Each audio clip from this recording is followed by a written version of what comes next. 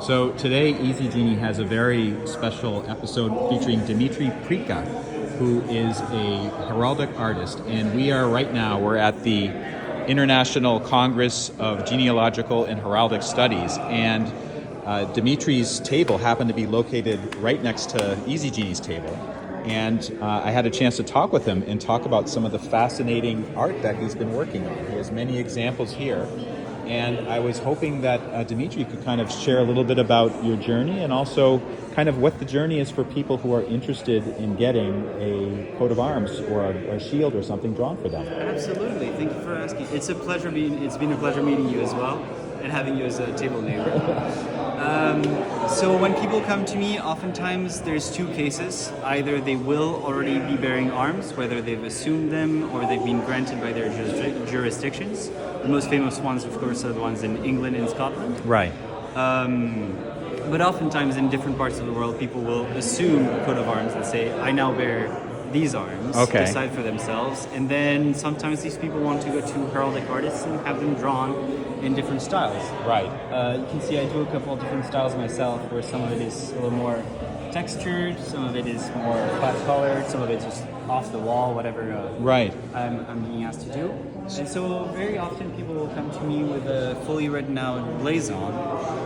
That's the written description of the coat of arms, that the coat of arms must adhere to be this coat of arms and not another. Okay. And from there, any depiction that is faithful to that description is valid. That's kind of the magic of heraldry, is you can get as many different variations on as many drawings as you want, and they're all equally valid. As long as they match what the blazon states. As long as they match what the blazon states. Okay. So you do have to get a bit of a scientific understanding of the language of the blazon, right, in order to be able to see how far you can go off the beaten path, if you can be original or if you want to do something a bit more classical also. Right. The other case is that people come to me without arms to their name or arms for themselves yet, and they decide that they want to design some for themselves, for their children. They want to petition a heraldic authority to get them properly granted. There's one in Canada also. Mm-hmm. And at which point we have a conversation about what they value in life, anecdotes that are formative, some things about your ancestry, what you want represented, something that is going to say me when somebody else sees your shield and your crest. So maybe it would be a good chance actually to show an example of something like that. And maybe you could talk a little bit about the elements or the symbolism that is in these. See if I've got anything in here. So there's something, I'll touch really quickly on something called canting arms. Okay. Canting arms are called speaking arms in other languages. This crest right here is two salmons in saltire. Saltire is an X shape. Okay. And the armiger, the person who bears these arms, is from a town called Fishcross. Oh, so that exactly. Everything makes sense. Speaking arms. You see them, and all of a sudden you're like, oh, okay, the name makes sense. Okay. So canting is a very useful tool that you can do in these elements. Is there anything that I've designed myself here? This is a heraldic collector who's got a lot of different styles. So this collection, I can see this is not in English or French, as far as I can tell. This is a Greek alphabet. You're right. And so it's a Greek coat of arms. So I believe the armiger is American with Greek ancestry. Okay. And so he chose Greek as the language for his motto. Right.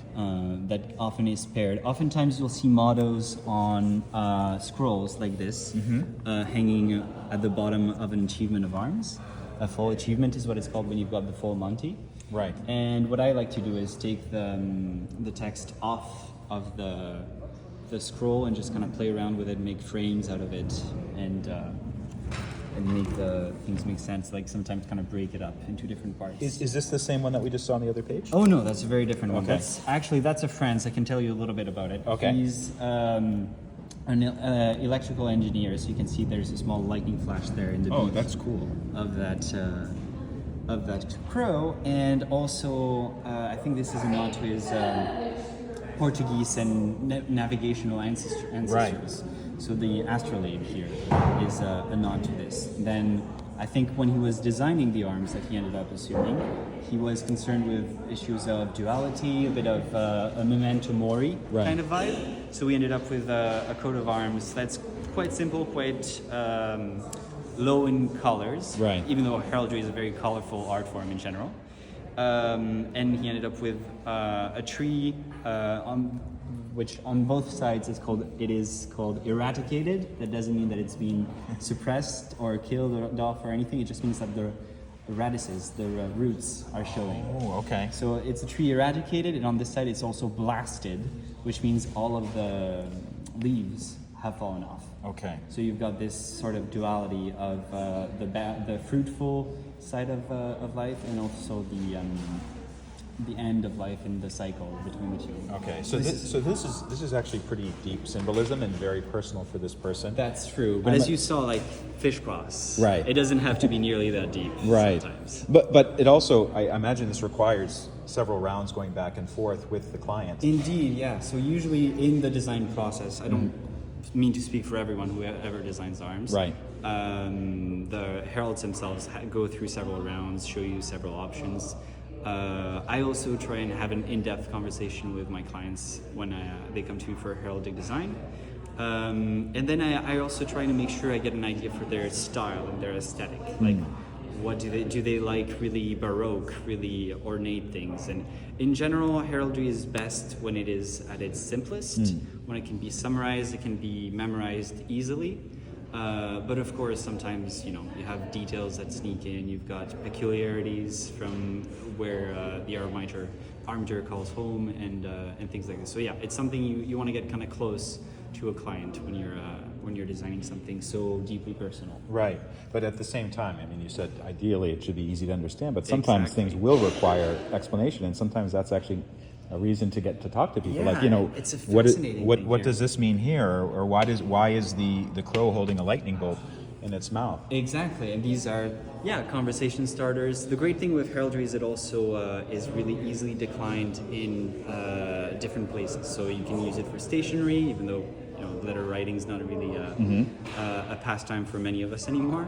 But nevertheless, it can make really wonderful artwork. But it's also useful in other places, whether it's signet rings or sometimes even clothing elements. Right. The patron of this Congress, Brady Brim de Forest, is an avid heraldic collector and who's had his arms embroidered, painted, drawn, and sculpted on pretty much everything that you can think of. Another artist who's here today, Neil Bromley, has designed an entire dinner set for an armature that's completely deep sea themed, and it's completely breathtaking. Yeah, I think I saw that one. There was one piece that I saw, it had a shark in it. Yes, and it's related to a personal anecdote from that man's life. Exactly. I believe he spent several hours surrounded by great whites. Yeah. So formative experiences that are reflected in that sort of crystallized form. Right.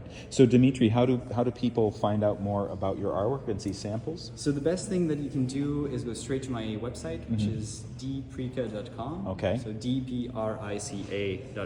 Right. And you'll see a sample of my work and a little bit about the services that I provide, the kind of illustration that I do. Okay. And otherwise you can find me online pretty easily by looking up my name and finding my socials. Okay. Well, Dimitri, thank you so much for sharing your work and for sharing these examples, and I hope to see you again. Thank you so much. Okay.